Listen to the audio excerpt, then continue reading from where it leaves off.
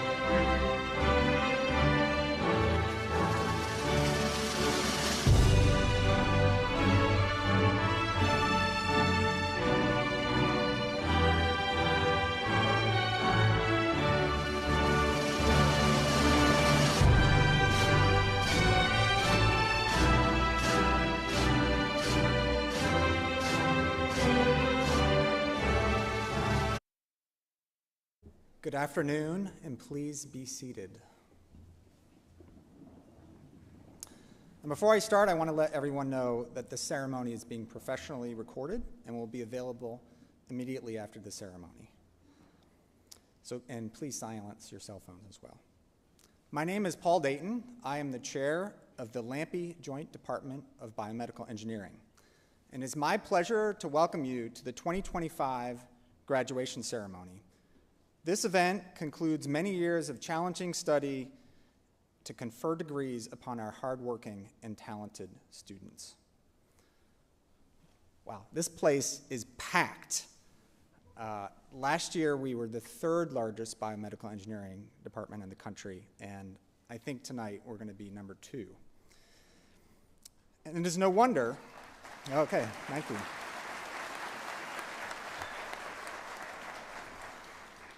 Furthermore, with over half our graduates going into industry staying in North Carolina, we are the largest contributor to the biomedical engineering workforce in the state.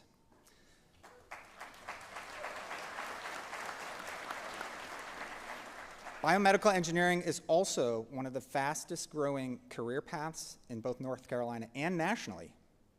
So to our graduates and parents, you've chosen well.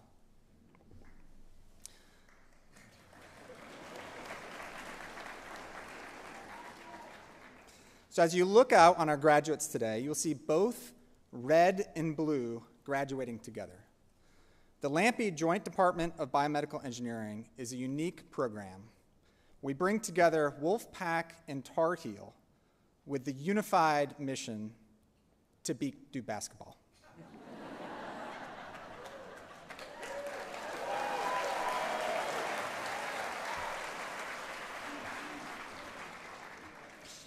Sorry. Biomedical engineering brings together Wolfpack and Tar Heel with the mission to unite engineering and medicine to improve lives.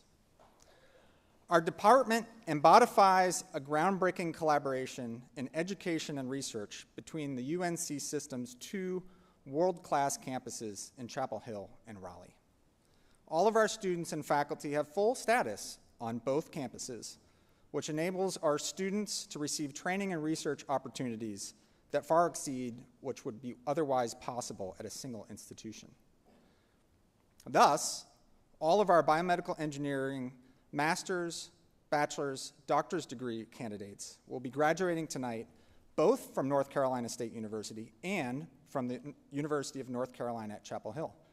Every diploma is conferred from both universities and has the seals of both NC State and UNC. I bet you didn't think when you were looking at that tuition bill that you would be getting 2 for the price of 1. Ours is not an easy program. Rigorous from the beginning, only the most accomplished students are enrolled into BME at the beginning. From there, they take more classes than almost any other major, and almost all of these are very difficult. They're required to study math, physics, circuits, mechanics, controls, biology, physiology, molecular biology, and much more. And as part of their studies, they need to apply what they have learned. They interact with doctors, nurses, therapists, and other clinical professionals to learn the area of technological needs in medicine. They then apply their engineering skills to conceptualize, design, test, validate, and deliver technologies from bench to bedside. Several years later, here we are. Our graduates with us today are now uniquely skilled and well qualified to enter a highly competitive, highly technical, but also well-compensated workforce. All they need is a diploma. And with that, it's time to begin today's ceremony. And to continue our proceedings, I will turn the microphone over to Dr. Matthew Fisher, our Director of Graduate Studies, to introduce our graduate speaker.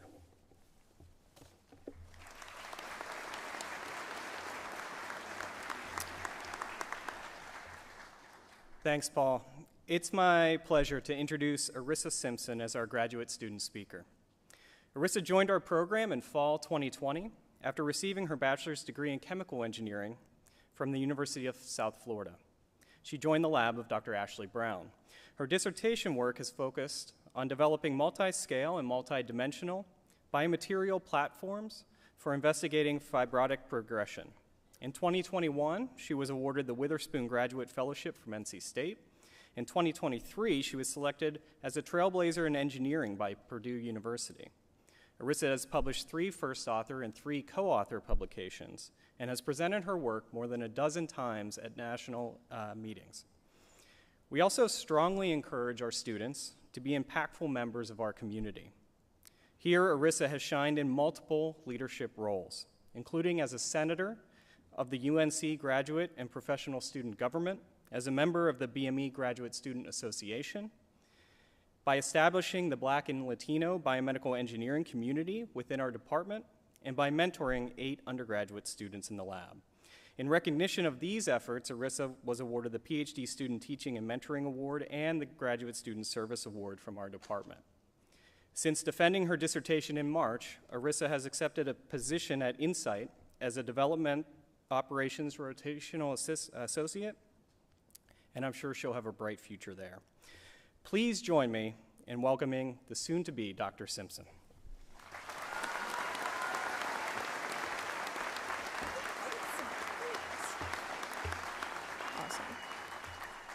Good afternoon, everyone. As I have a tendency to speak a little fast when I get excited, so please y'all slow down metaphorically if I end up talking a little too fast tonight. As Dr. Fisher stated, my name is Arissa Simpson, and I'm officially no longer a doctoral candidate, but a doctorate degree holder from the Joint Department of Biomedical Engineering. Now, interestingly, the department did a request to proofread this prior to our commencement ceremony, and currently, we live in a climate where there's an interesting attack happening on freedom of speech. Within this platform, I would be remiss if I didn't take the opportunity to place a spotlight on a couple of statements that may be triggering for some. The Warren, nah, I'm just joking. I just wanted to see Drs. Paul Dayton and Dr. Fisher sweat a little. And this may, frankly, apply to the whole department admin and my family as well. But I am honored to represent the 2020 doctoral cohort, or as we're often referred to, the COVID-19 graduate students. Our graduate degree plight was very different from those who came before us and after us, as we quickly had to adapt to the degree expectations in isolation. In preparation for today, I attempt to keep this monologue as authentic to Arissa as possible. Therefore, I didn't go down the rabbit hole of other commencement speeches. I truly approached this with a singular question: what does my graduating class want to hear, both undergraduate and graduate students? And I wanted this to be an ode to our journey and a celebration of our accomplishments. Now, I almost cried during my defense acknowledgement, so I won't get too emotional today, so no tears. But finishing this journey for me has been accompanied with an episode of post-marathon blues. For those of us who aren't sadistic enough to know what accompanies training for and running 26.1 miles, and I guarantee you all the runners in the room secretly corrected me in their head.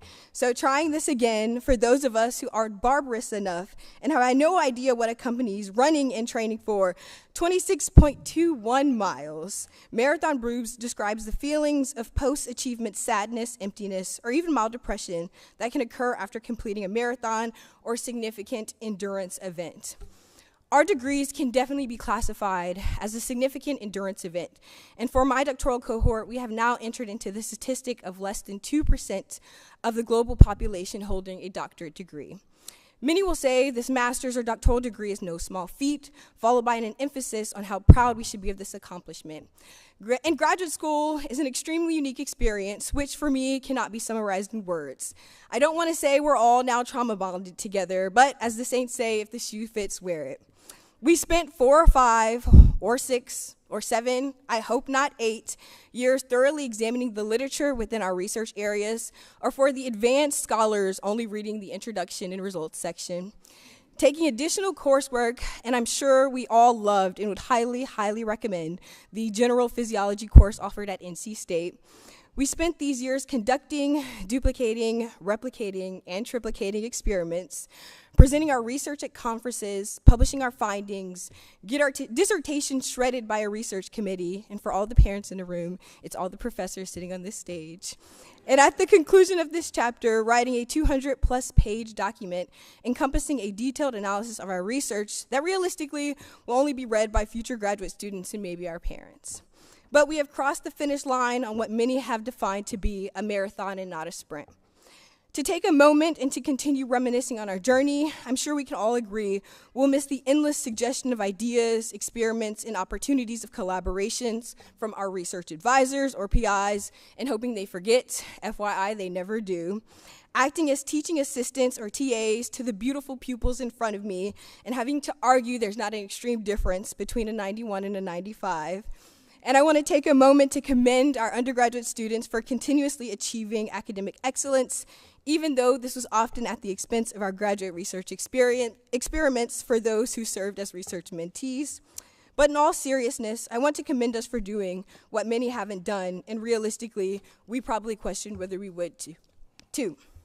We are now technically equipped to go into academia as postdoctoral researchers, or for those extremely lucky, directly into a tenure-track faculty position, joining myself and heading to the dark side, exploring the drug development world and influencing upcoming best and first-in-class pharmaceuticals, applying our partial electrical and mechanical engineering expertise to develop novel medical care devices, become financial analysts and assess the potential of new medical technologies.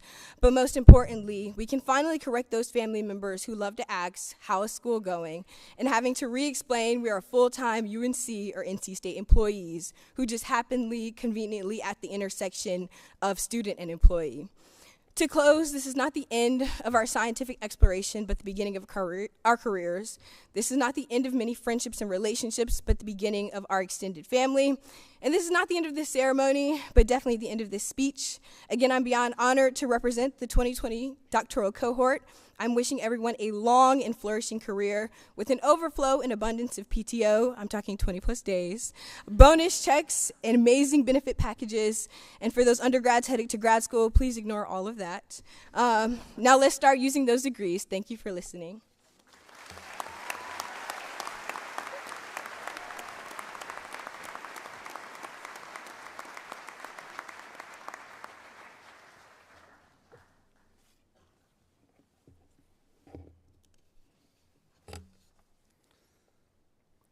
So it is my pleasure to introduce our next speaker, Dr. Naji Hussaini, one of our esteemed faculty who needs no introduction to BME students.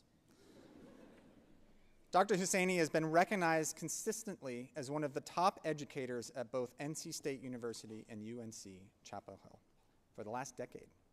He has received the NC State Gertrude Cox Award for Innovative Excellence in Teaching, the NC State Outstanding Teacher Award, the College of Engineering Faculty Advancement Award, the NC State Alumni Association Outstanding Teacher Award, the UNC Johnson Teaching Excellence Award, and he has been inducted into the Academy of Outstanding Teachers. Dr. Hussaini instructs all of our students, regardless of which campus they call home. Year after year, Dr. Hussaini repeatedly receives the most nominations as a graduation speaker. Why, you may ask? Well, I asked some of the students. As one student put it, Naji is nothing short of a demigod. His respect and attention towards every student in his class is obvious, and his material is top-notch. Another student commented, Naji's exceptional qualities as an instructor made a profound impact on my educational experience, setting him apart as one of the most outstanding mentors I've ever had the privilege to learn from. And yet another student commented, Dr. Hussaini's goofy sense of humor and his enthusiasm towards course material are downright infectious. This year's end of the semester feedback, the students concluded that Dr. Hussaini does not, in fact, require oxygen, as indicated by his capacity to deliver long, information-dense, unbroken lectures, and by his capacity for long-distance running. To clarify this latter point to the audience about running, since Dr. Hussaini is incapable of watching science fiction movies for fun due to his frustration with the overwhelming physics inaccuracies, he's instead pivoted to the less stressful hobby of running 200-mile ultramarathons for refreshing breaks from teaching college-level engineering. Dr. Hussaini is an exceptional and passionate teacher who cares deeply about all his students, and we are proud to have him as part of BME's team. With that, Dr. Hussaini will give the undergraduate address.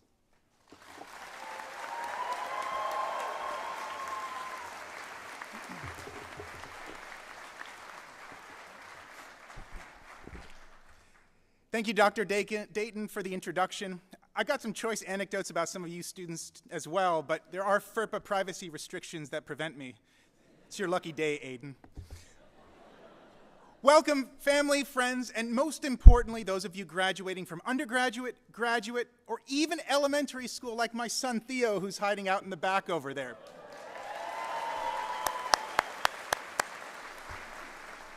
Look for the dapper guy with a vest on. In my last lecture ever to you, I'd like to tell you about why your career plans are wrong. But before that, seeing Wolfpack Red and Carolina Blue mixed in front of me like phagocytes and lymphocytes around an infection is incredible. If you look up on stage, you'll see a diverse panoply of colors that represent your faculty's doctoral institutions. For example, Dr. Sode behind me has got his robes from UNC. For Dr. Gomez down there, he's got the black generic robes because he wanted to buy a house and a car instead. And finally, you'll also notice in the front a darker blue, a winning blue, a basketball powerhouse blue, a research juggernaut blue, a humble blue, and of course, a Michigan blue. You must have seen those Dookie egos over there swelling. They practically blew out of those vests, those robes over there. They didn't hear the word humble, though. Anyway, congratulations again on successfully analyzing aliens, linking 4 bars, modeling penguin feces trajectories, pitching impossible design projects, and thinking that Dr. Carty was the department chair until Dr. Dayton welcomed you here. And now, all the places you'll go, right? Start your new industry job, climb the promotion ladder, become a manager, and retire with a huge pension at 65 from that same company. Or go to med school, finally start practicing at 40, get asked by friends to look at that rash, be able to afford eggs and retire to a private Gulf island. Or enter grad school, then do a postdoc, become a professor, panhandle at the NIH level, and then hang around past your expiration date. We have trained you to excel at all these careers, and we genuinely hope that you will follow one of these trajectories. However, ask anyone later today if their lives tracked along a well-worn trail. If only it were that easy. The average US worker changes careers several times in their lifetime, and companies are facing major uncertainties in at least the short term. It's unlikely that you will stay with that company for decades. Medicine itself is also changing, whether by moving procedures from local hospitals to major centers, replacing jobs with AI for diagnoses, or making surgery more like a Mario Kart game than carving a Thanksgiving turkey. Academia is not immune to disruption either, whether due to massive online classes, unreliable federal funding, fewer tenure-track positions, or having your grant on transcranial imaging inexplicably scrutinized by a tech bro using a find command. Your perfect career plan may last as long as our men's basketball postseason runs. So what do? They're getting excited about that, aren't you, Duke, right? I'm going to rag on him a couple times more because like Dr. Dayton said, right, the joint department and all is against Duke. But the noted Scottish poet Robert Burns warned us about the trouble with the best-laid schemes o' mice and men, as did Swift with, just because you make a good plan doesn't mean that's what's going to happen. That's Taylor, not Jonathan Swift. Life is a stochastic process, and as you know from statistics, extrapolation is always risky. It is based on prior data and assumed future conditions. You are graduating now because you have built a strong foundation, and as your faculty, we believe we have ample prior data to extrapolate great things from you. The farther from graduation, though, the more chaotic and unpredictable your life will be. Maybe your current extrapolation from graduation will be realized, but be realistic. It won't, and that's okay. Going forward, 3 broad factors will determine your life's journey, and acknowledging them will help guide you to success amidst unpredictability. The first is preparing for opportunities. You've been doing that. We've been forcing you to do that. Don't stop now. The second is recognizing and taking advantage of opportunities.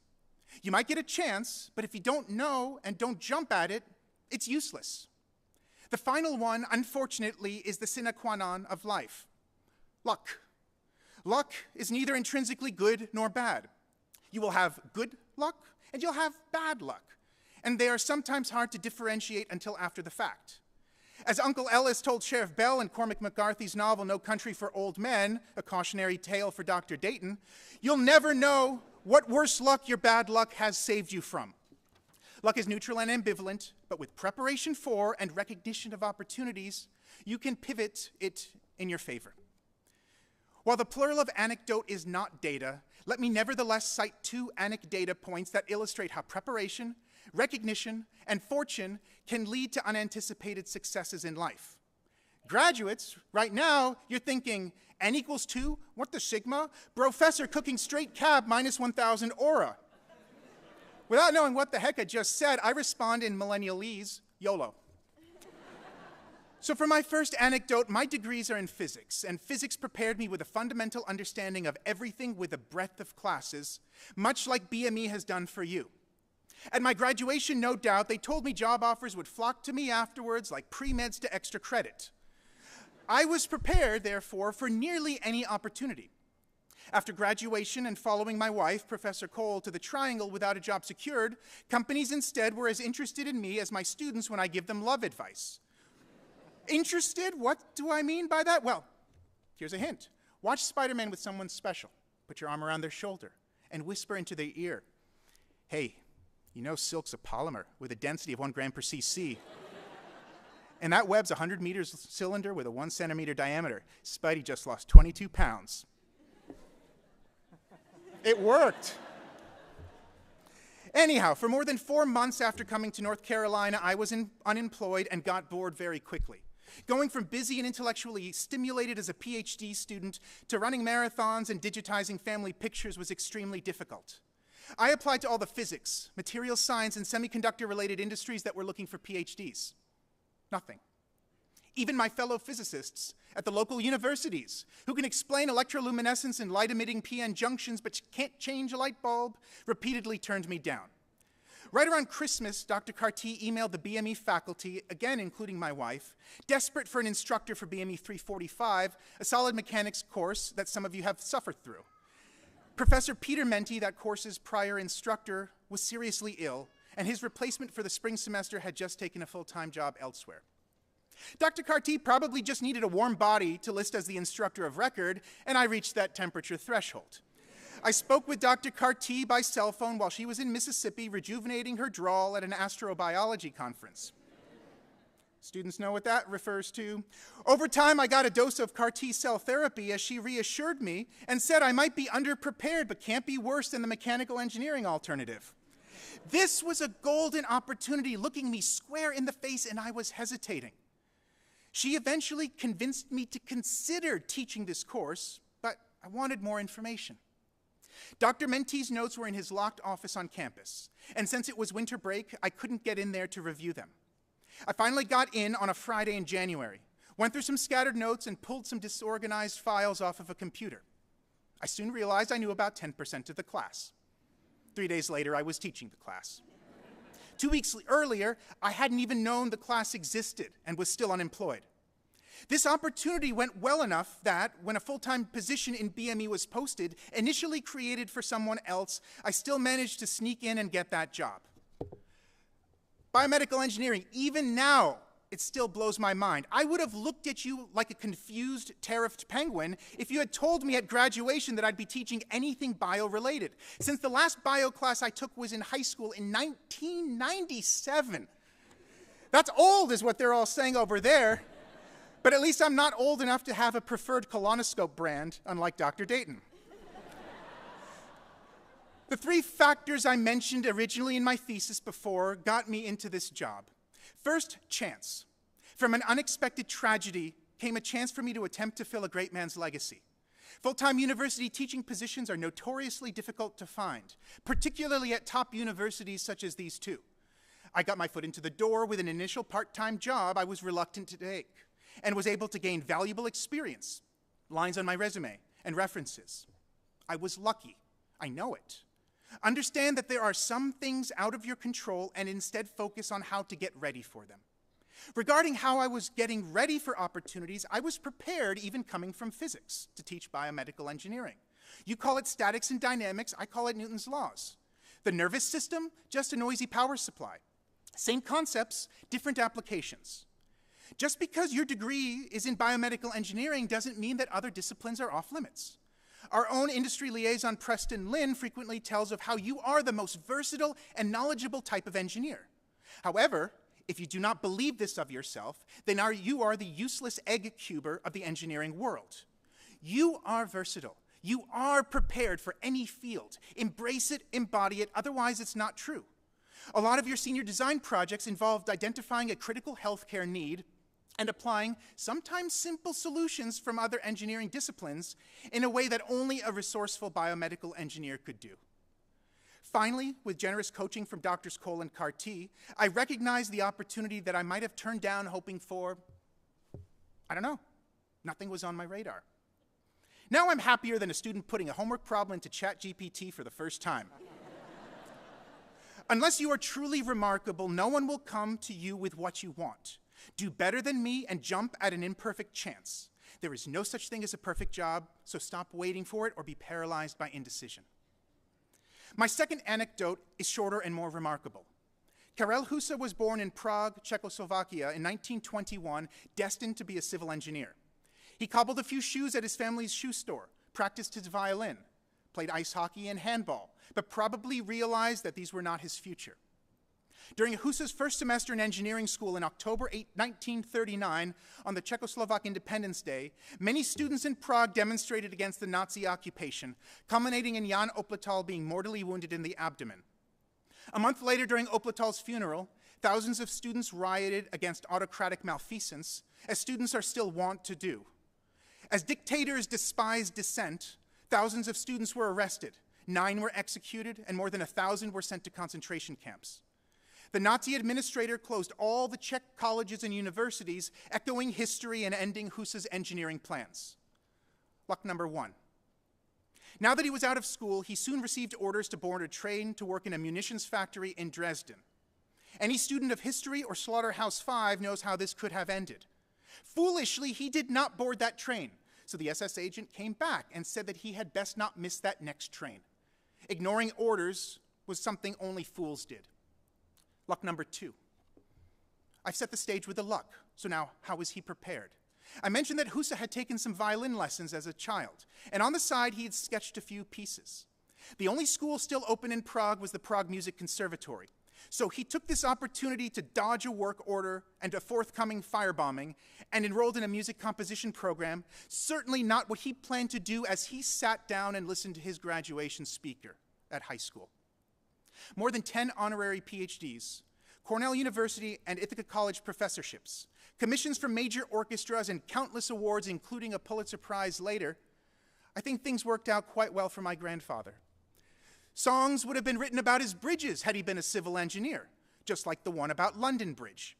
And he felt it best for humanity that he was on the composition side of the story. I've selfishly recounted 2 stories, but each of you here today has your own example of something happening and how you overcame it through your preparation and seizing of an opportunity you may not have known existed. Graduates, you studied for years in a classroom until COVID robbed you of high school and your friends. However, you took advantage of online learning and got into UNC and NC State. Then again, later, you studied for that one exam in your sophomore year, but Professor Brainfart unexpectedly asked something about material science theory that you hadn't prepared. Next time you learn to understand the concept more thoroughly and not just calculate a number, and then you ace that final exam. Maybe.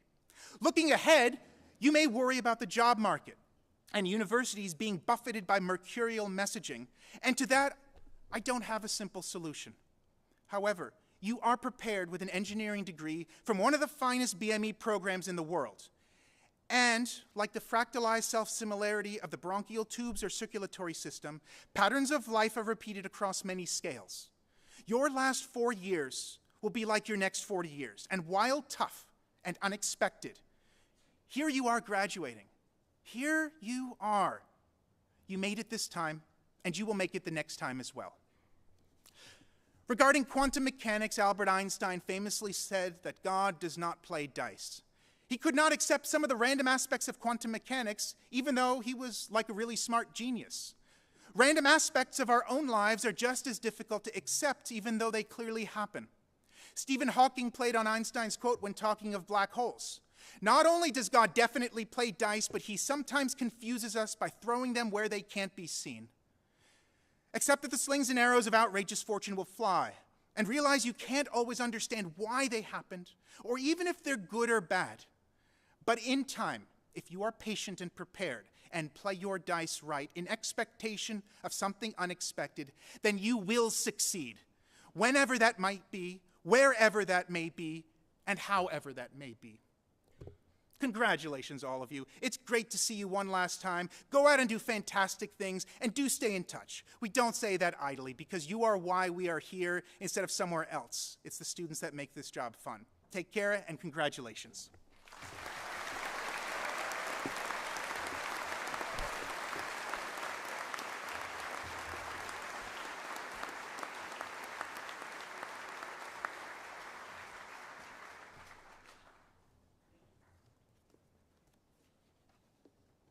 Hello, I'm Leanne Carty, the Associate Chair of Biomedical Engineering. I'm going to make some remarks, but first just a few logistics. You have worked long and hard for this degree. Take your time. There is no wrong way to shake hands. If anybody laughs, I'm going to give them the evil eye. If we take a photograph with your diploma upside down, don't worry. I am available for reenactments after the ceremony. We do have a professional photographer here. You'll be given information on how to get those photographs. But if you brought your own paparazzi, they are welcome to come forward and take photos. But echoing what Dr. Husseini said, you are the reason that we are here. And I want to thank your parents, your family, your friend, all of your support group who have made you who you are and given you this opportunity to be here. The faculty and staff, we all know that it's a privilege for us to get to work with so many outstanding students, and we love our jobs. But our students are outstanding, and because we're engineers, rather than just tell you how outstanding we are, we like to demonstrate it. So we're going to play a little game. Grad students, if you can hear me, feel free to play along. So our students have many distinguished honors. So if you completed Honors Carolina or North Carolina State University Honors or Scholars, would you please stand?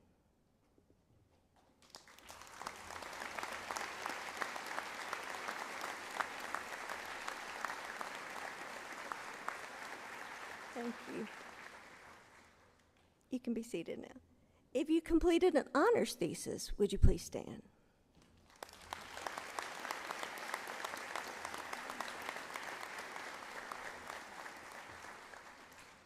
If you completed a minor, would you please stand?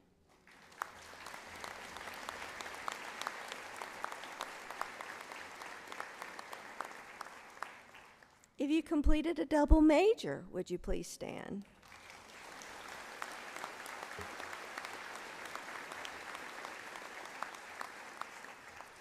And our students do more than just work inside the classroom.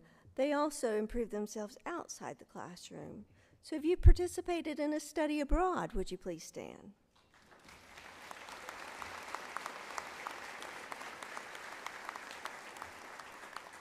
If you participated in a design competition, would you please stand?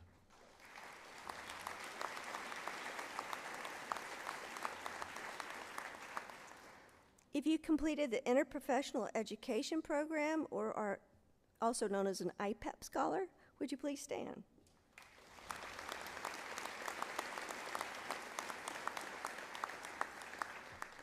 If you worked an internship, would you please stand? Woo!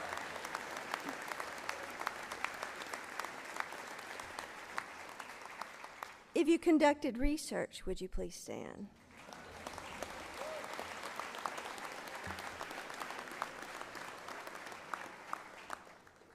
Our students also give back to their community. So if you're an officer in a BME-related club, would you please stand?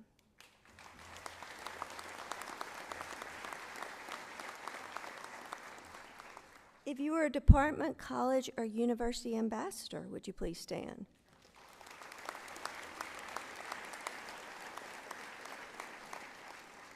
If you are a teaching assistant or an undergraduate learning assistant, would you please stand?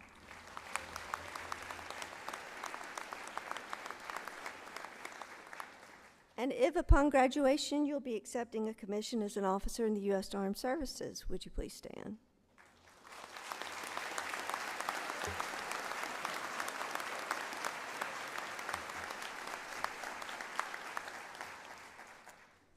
Our students work really long and hard to earn this degree, so I would like for you to stand and remain standing if you spent many nights working late to earn this degree.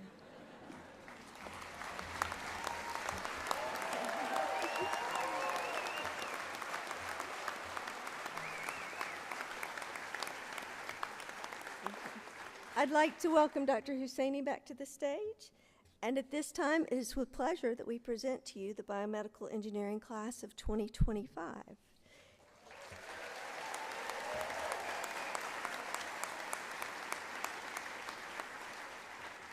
If the first row can please remain standing and come forward, and the rest of you may be seated.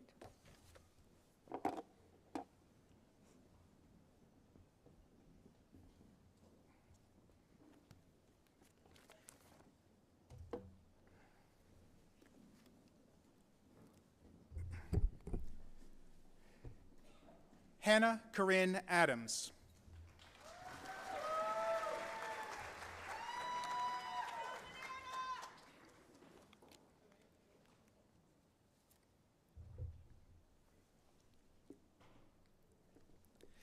Khalid H. Al-Ahmedin.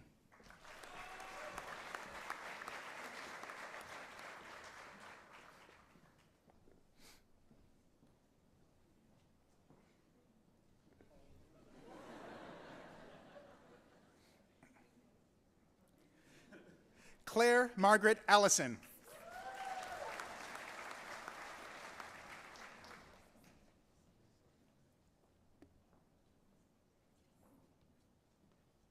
Ellie Patricia Knox Aerosmith.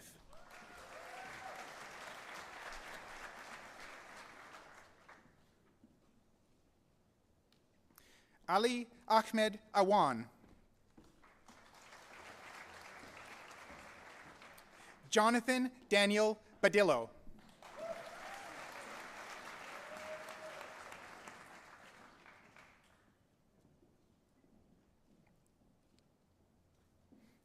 Luca Paul Basilio.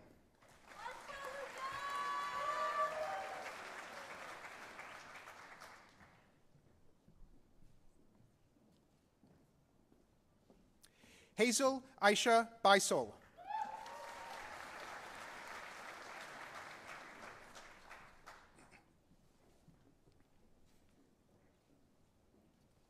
Ashley Rayner Bean. Hey.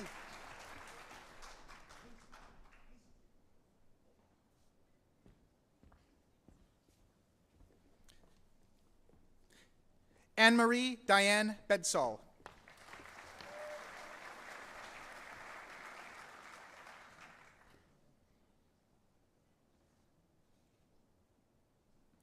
Michael Richard Bontico.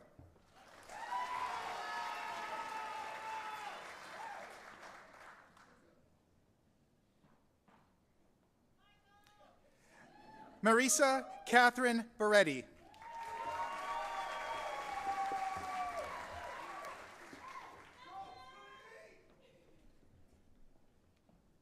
Novita Brito.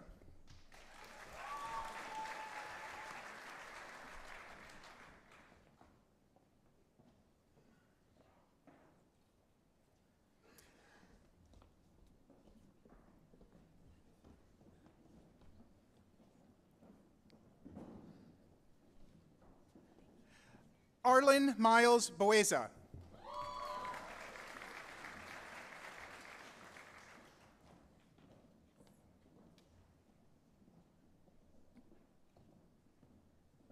David Emons Butners II.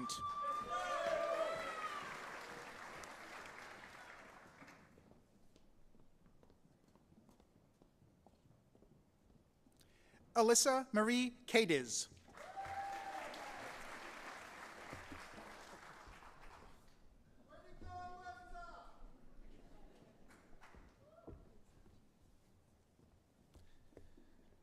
Chloe Noelle Chernock.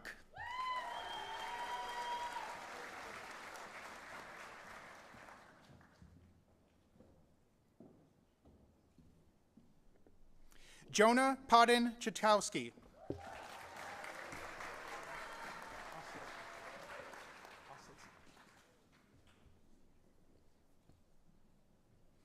Undergraduates, don't forget, once you've received your diploma cover, go to the side of the stage to get your picture taken again.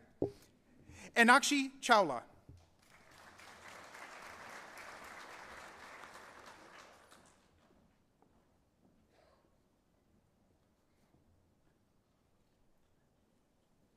Henry Chen.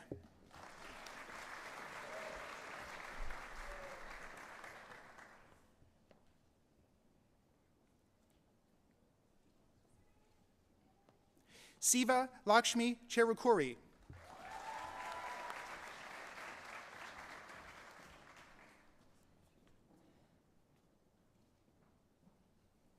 Lauren Takemi Chi.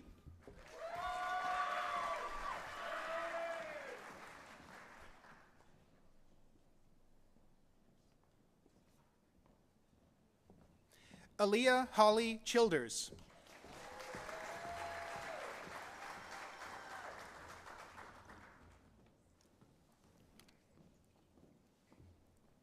Maya Rose Cohn.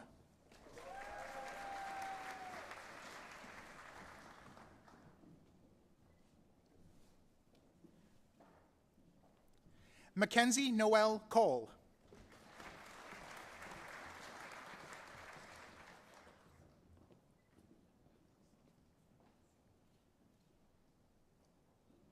Ava Josephine Cook.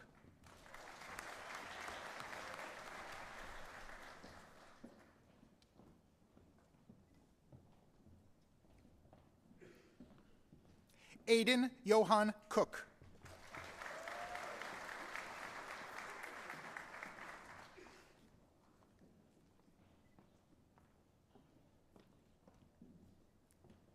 Jane Chu Luan Cora.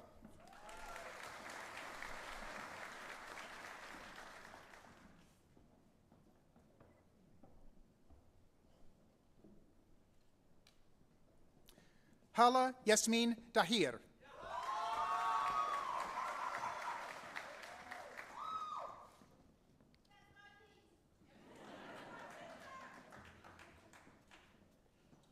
Noah Hampton Dale.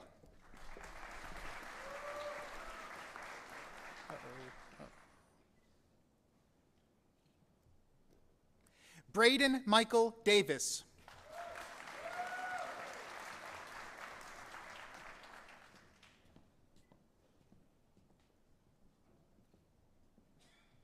Liam Tate Davis.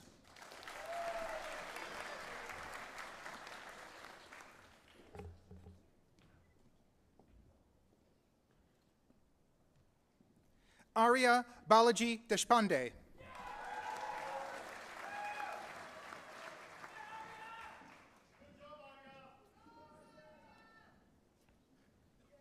Jana Therese Deuker.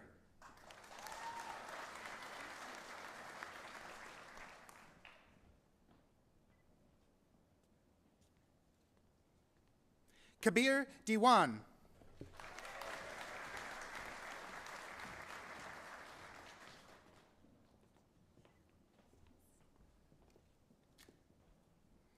Sriya Danikanda.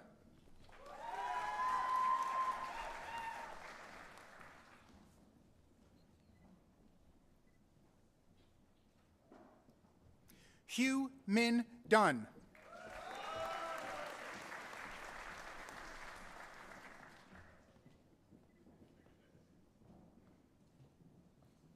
Corinne Nicole Drabenstadt.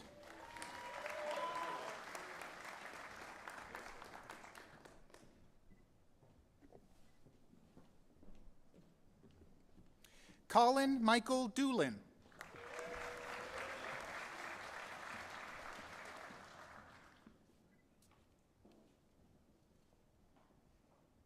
Samuel David Duncan.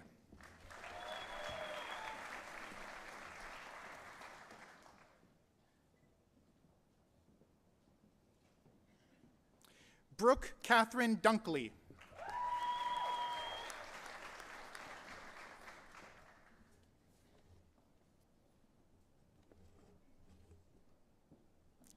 Jacob Anders Ewalt.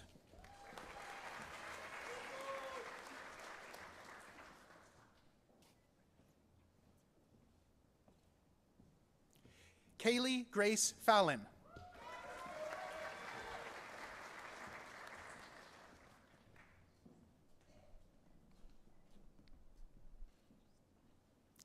Joshua Dalton Farrelly.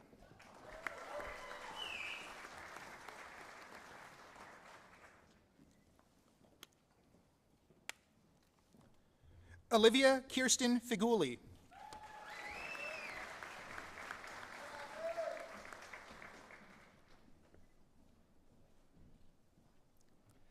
Sophie Israela Finkelstein.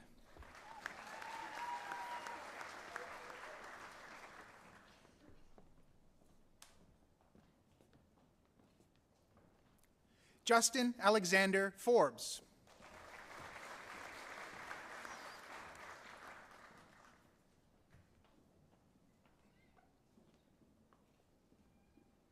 Henry Vass Fosnot.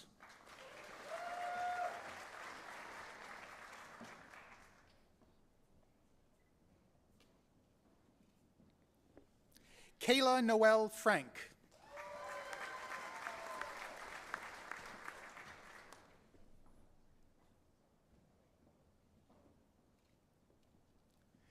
Lissa Natalie Frank.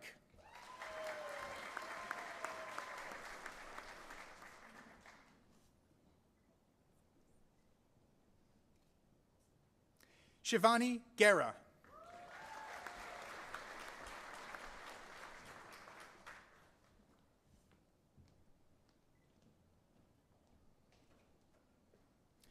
Ashlyn Mara Gibbs.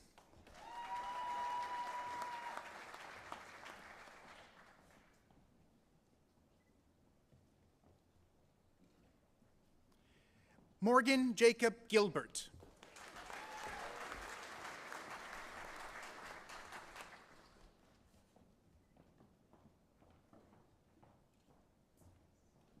Lauren Elizabeth Jilks.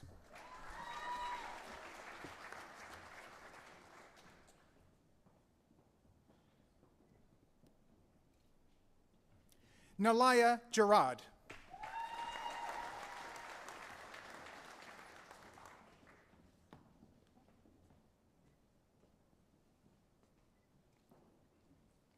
John Kenneth Goebel.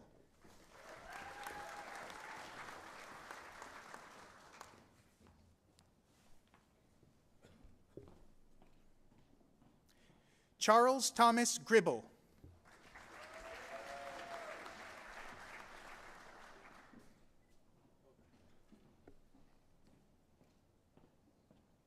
Asher Matthew Hancock.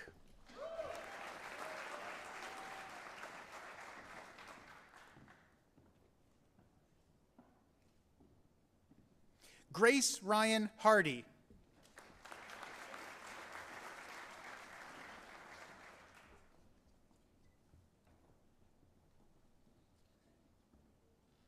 Sydney Madeline Hare.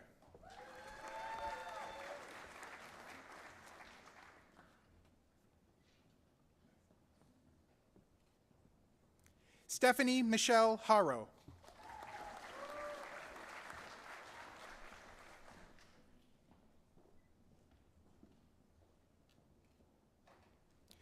Arshan Ameya Hassan.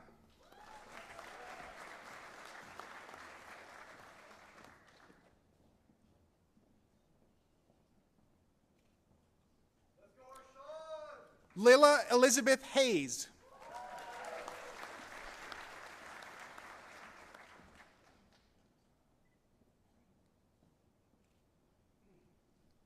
Mary Catherine Hederick.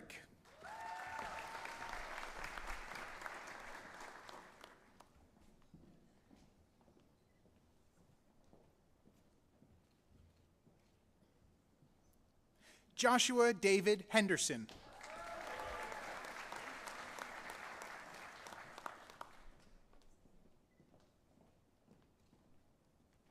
Fatima Haydari.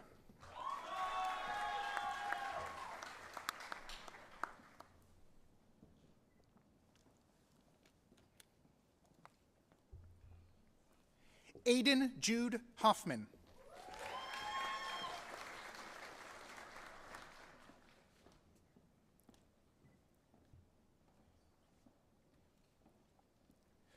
Frederick Huang.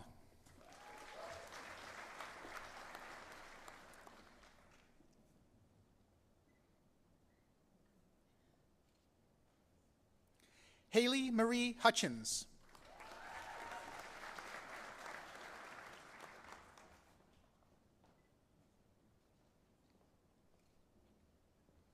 William Alexander Ingram.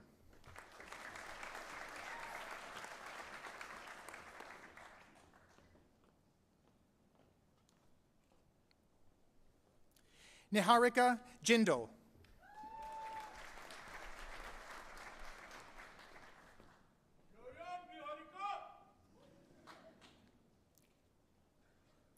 Ethan Sumner Fonseca Jones.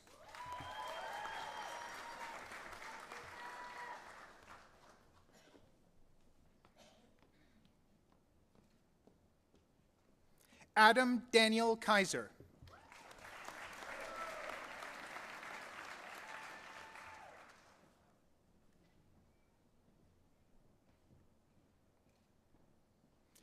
Takumi Kajiwara.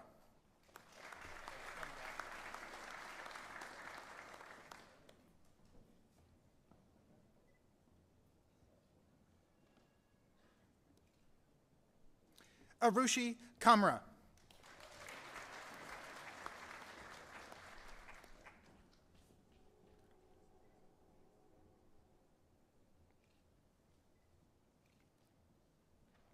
Sreya Kanamurlapudi.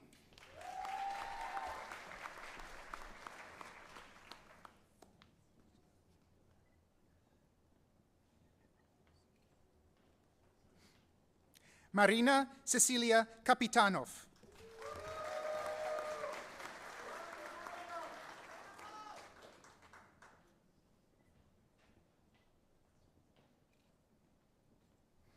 Elizabeth Margaret Keeley.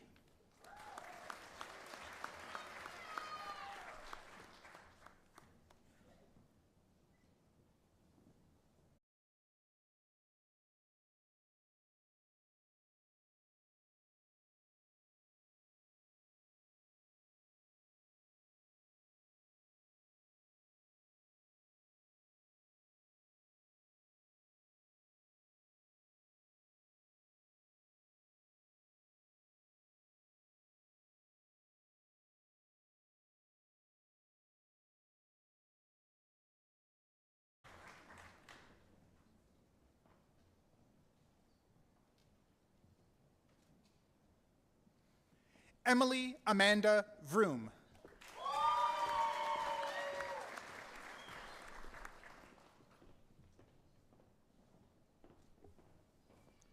Lauren Lynn White.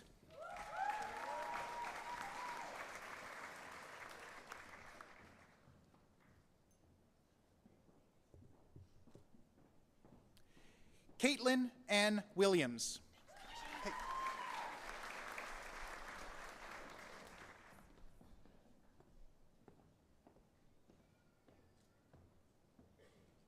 Rachel Merritt Williams.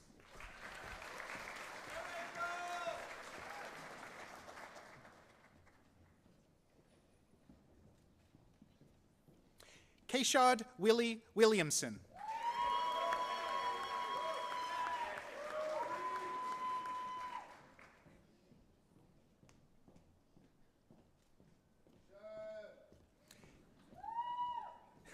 Evelyn Faith Wolf.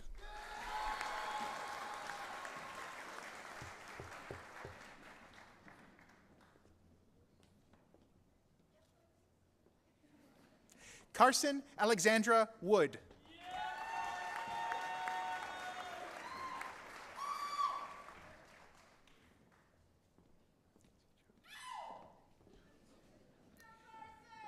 Sichan Xing.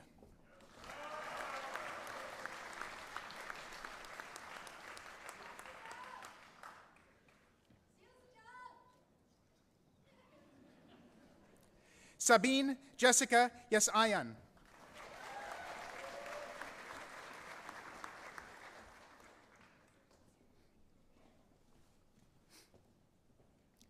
Kylie Catherine Yoder.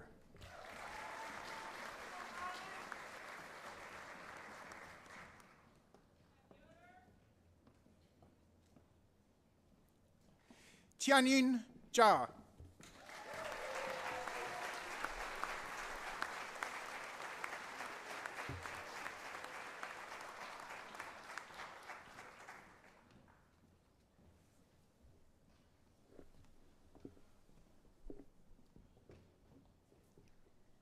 Let's give them all one final round of applause.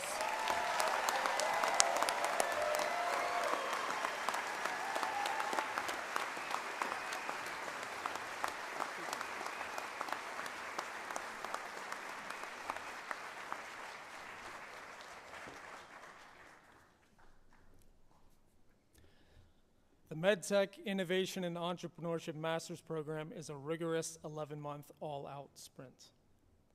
Last June and July, our innovators began spending hundreds of hours in hospitals and clinics identifying the most pressing problems in healthcare. They solved those problems by designing and building medical devices that have never been created before. After that, we asked them to form companies, build plans to manufacture and market their new devices.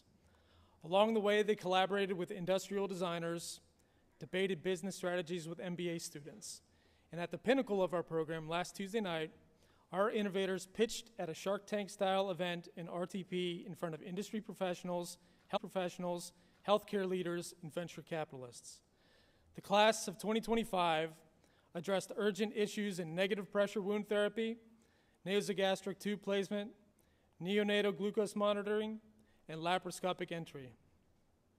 Now these fearless graduates are ready to launch their own companies or join others to bring new products to market that will no doubt improve healthcare for all of us.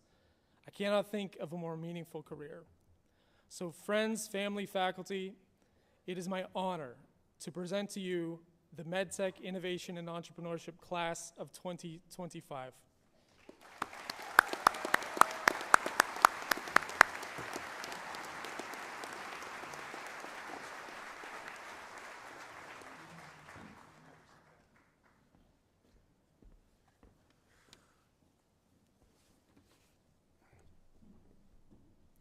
Graham Bass.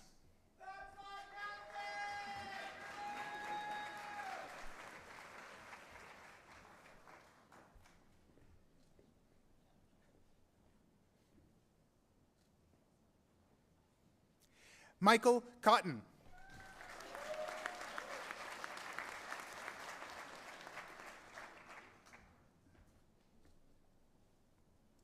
Ryan Diamore.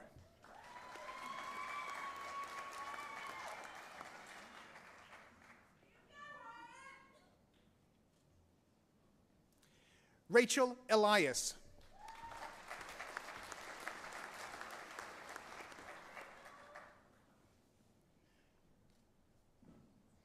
Ian Holmgren.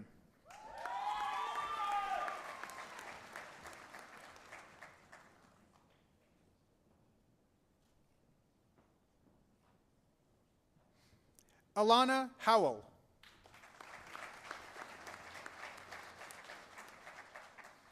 Angel Kashi.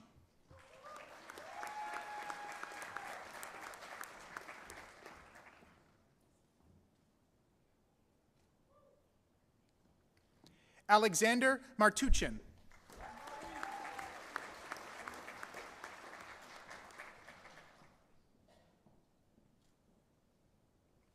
Keely Murphy.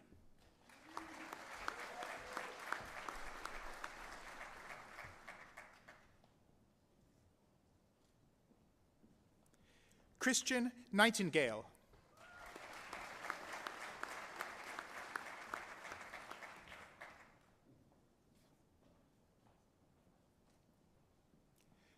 Carson Palmer.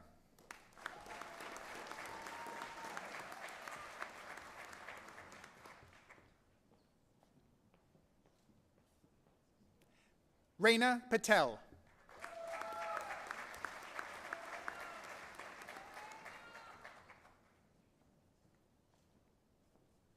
Emma Sawyer.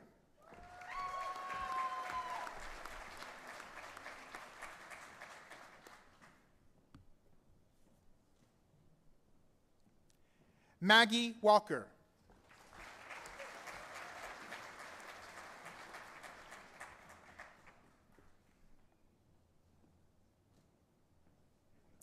Caitlin Wilhite.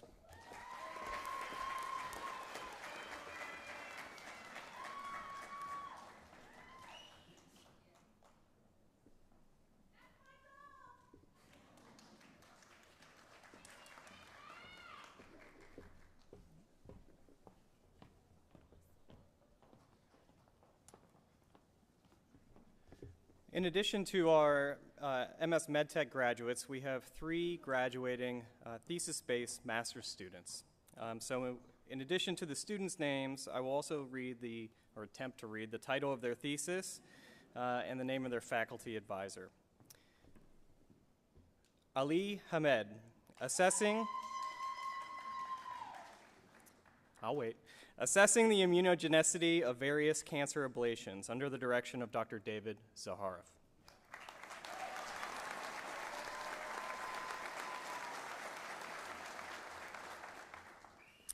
Sabiq Mutadi, interrogation of Young's and shear elastic moduli in anisotropic tissues using viscoelastic response ultrasound, under the direction of Dr. Katerina Galippi.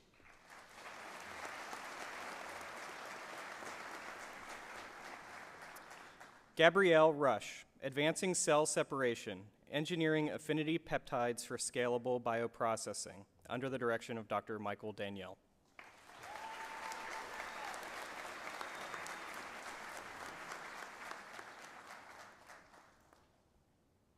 Congratulations. All right, and last but not least, our PhD students. The PhD, or Doctor of Philosophy, is a terminal academic degree. It represents a high degree and depth of academic achievement and can take 5 or 6, sometimes 7, hard years of hard work, focus, failure, grit, and determination to formulate new and impactful research questions, execute a rigorous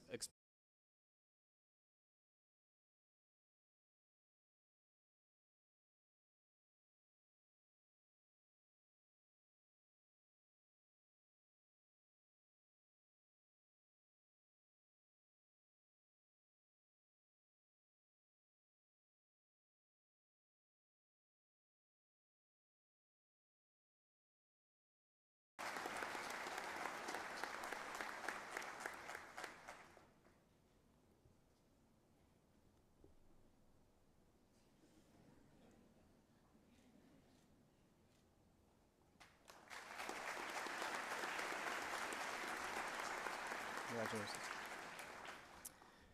Fariha Rahman, mapping the nuclear landscape with multiplex super resolution fluorescence microscopy, under the direction of Dr. Wesley Legant.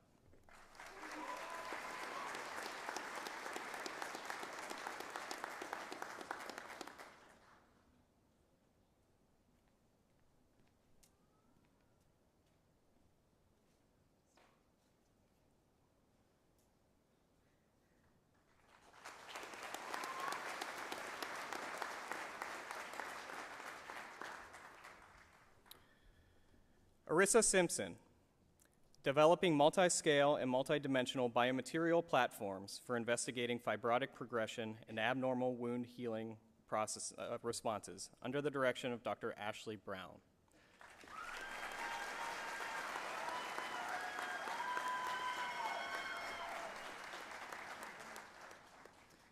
Arissa is being hooded. Arissa is being hooded by Dr. Alakir Rogers, who joins us from the University of South Florida today.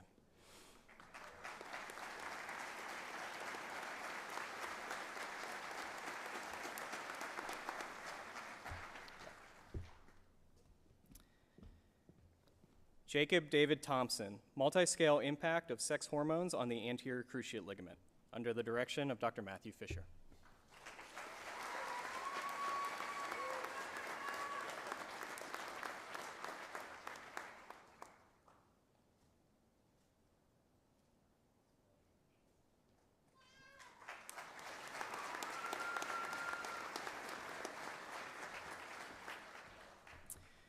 Yuquin Zhang, biomechanical evaluation of pediatric anterior cruciate ligament reconstruction techniques, under the direction of Dr. Matthew Fisher.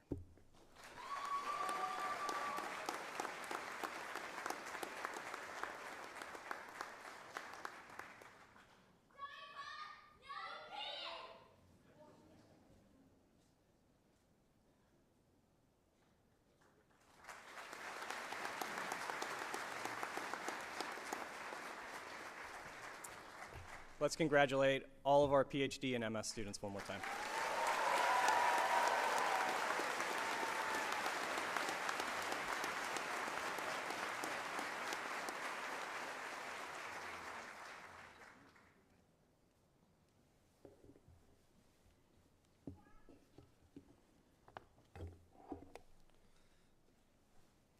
Yep, my glasses changed. There you go.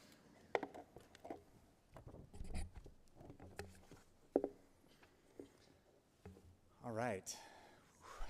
Hot up here, I'll tell you. We have now come to the end of the 2025 Lampe Joint Department of Biomedical Engineering commencement ceremony. Our students now have completed their first biomedical engineering marathon. Of course, for today's graduates, this is not an end, it is just a milestone.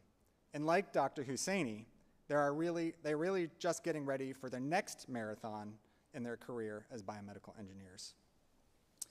It is important to note that achieving this milestone has not been done in a vacuum, and I want to recognize the friends, families, and colleagues who have supported our graduates over the past few years. It has been your support that has helped our graduates make it through when going was difficult. Thank you very much.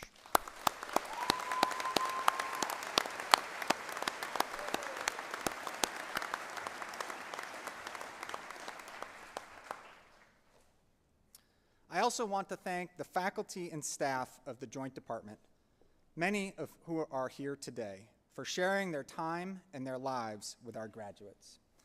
And of course, specific thanks to Teresa Jones, Carrie Williams, Vilma Berg, Kat Clardy, Yvette Thompson, Elizabeth Weintraub, Woody Catherwood, and Nita Bahave for their efforts organizing this event.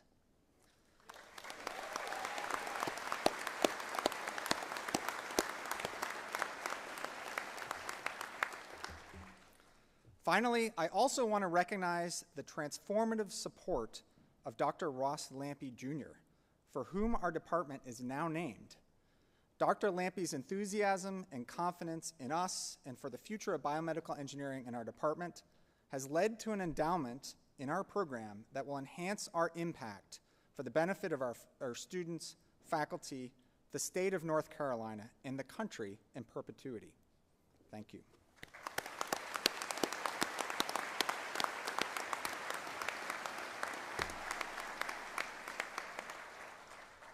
And to our graduates, it's now time to go out into the world to continue to learn, to ideate, to invent, to build, to educate, and to provide, and continue our mission to unite engineering and medicine and improve lives. As you do this, stay in touch with the BME department. Connect with BME on LinkedIn, X, Instagram, or whatever's next, and continue to share our mission to give back to the program and to engage and inspire the next generation of biomedical engineers. Our program has now come to a close. Please remain seated while the processional exits. And please, everyone, offer one final round of congratulations to our graduates. We wish you the best.